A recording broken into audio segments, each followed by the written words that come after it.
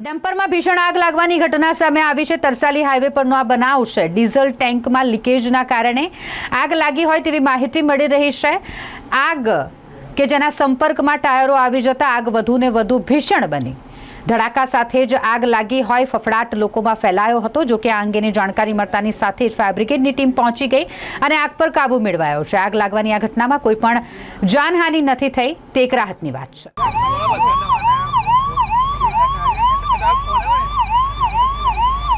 એની ગાડી ચલા તો કોરી વાળા અર્પણ મહિના ભાઈની ગાડી છે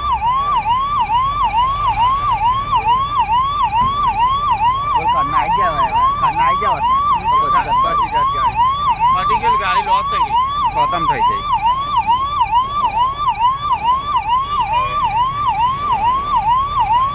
ટાયરો બહાર નીકળતો ના આવડે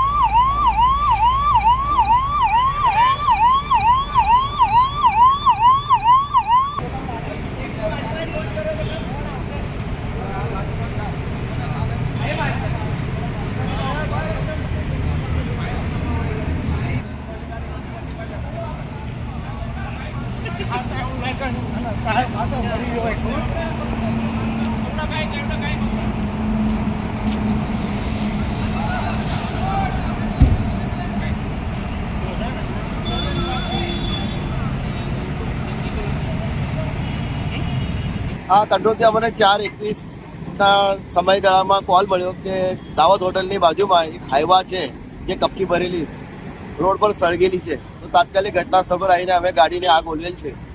જે કપકી ભરેલી ગાડી છે વડોદરા જતી હતી, તરસાલી વડોદરા તરફ જતી હતી। આપનું નામ? Ravindra Devare, GIDC fire station, sub officer દેવરે।